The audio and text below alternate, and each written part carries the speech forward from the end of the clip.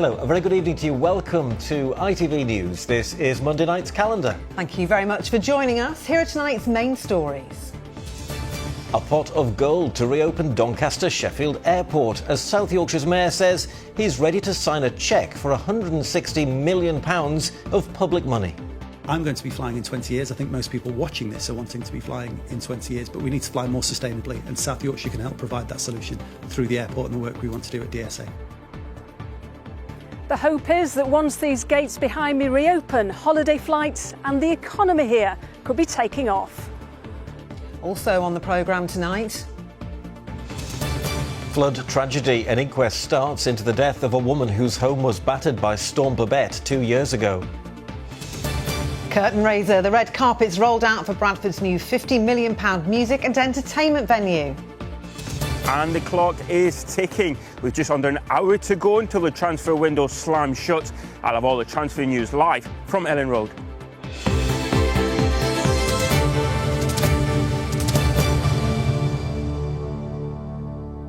We start tonight in Doncaster, and the news that campaigners have been hoping for, that the city's airport almost certainly will reopen.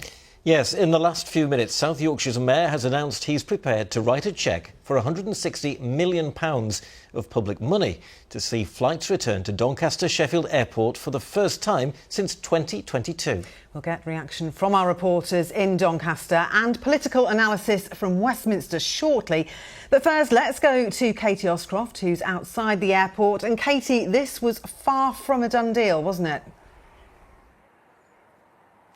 No, Lisa, look, today's news is momentous. Many people fear that their campaigning to get planes taking off from here again would be in vain, especially, as you say, only last week the South Yorkshire Mayor, Oliver Coppard, sounded a note of real caution over the millions he would have to commit of taxpayers' money just to get this project off the ground. But he told me today that the research stacks up, that this could transform the local economy, this could be a viable airport and a green airport. Well, I spoke to him earlier and I began by asking him how he could be sure that this wasn't just a waste of an awful lot of money.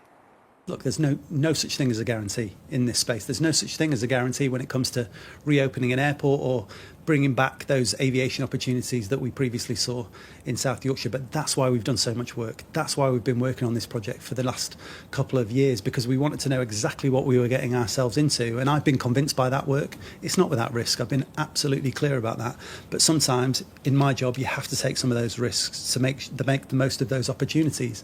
And the opportunity is huge. So we're putting our best foot forward. I'm going to back that investment, and I hope the other leaders do too. When are people likely to be able to go on their holidays from Doncaster Sheffield? Well, we think a fully operational airport is probably going to happen about 2028. We'll try and get there sooner. Like, I want to be able to go on my holidays from DSA too. But first we've got to take the decision. Then we've got to get the airport back up and running. There'll be some things that happen sooner, some things that take a little bit longer, but we'll get there as quickly as we can for all of it.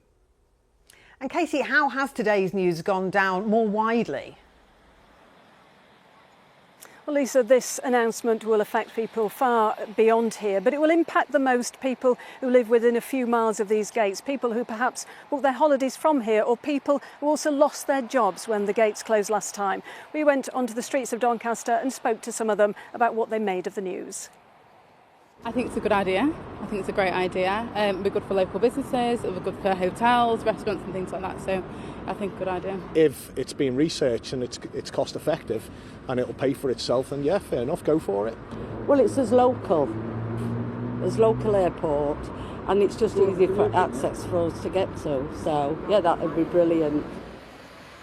Well, I should say there is just one more step in this plan to reopen the airport. It is a meeting between the South Yorkshire Mayor and the 4 South Yorkshire Council leaders. That is not expected to put any barriers in the way of this £160 million plan. So we are expecting work to start here soon, and in 3 years or less, you could perhaps book a flight from Doncaster Sheffield Airport. Okay, Katie, live in Doncaster, thank you.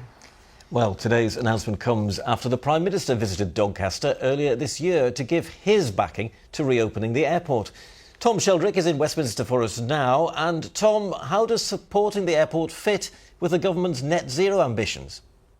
Ministers say there's been real progress towards cleaner and greener flying, and they point to plans to make the airport the centre of a so-called sustainable aviation hub in South Yorkshire, with other local companies and researchers involved. But clearly the government's number one priority is growing the economy, and they see airports as helpful towards that. It was demonstrated in January when the Chancellor controversially backed a third runway at Heathrow, despite opposition from environmental campaigners. On the same day, she also announced the government would support the reopening of Doncaster Sheffield Airport, talking about the importance of investment to improve living standards in every part of the country.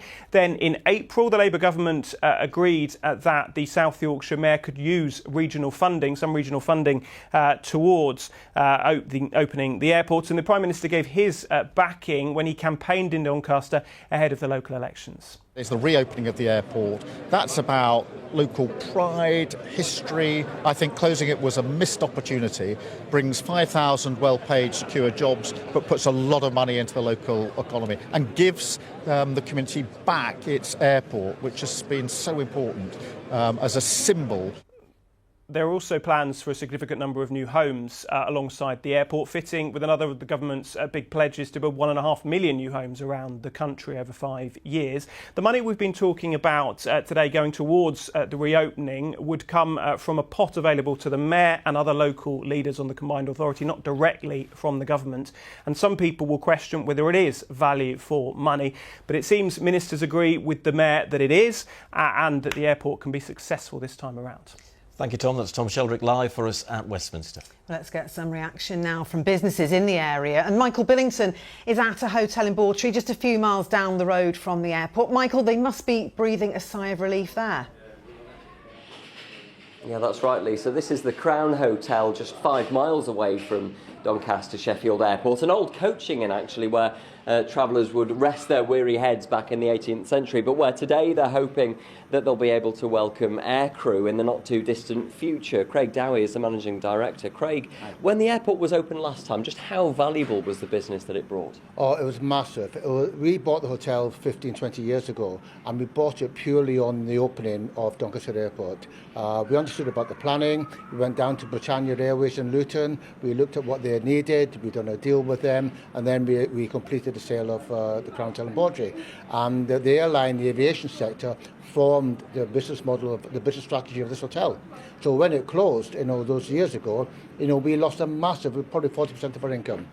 I think there's been a lot of scepticism about whether or not the airport really will reopen. After this vote of confidence from the Mayor today, do you feel more confident that we will see it open again? Look, we've always been 1,000,000% confident. I mean, Doncaster Airport, its location is superb, the infrastructure is superb, the accessibility is superb, the facilities up there are superb.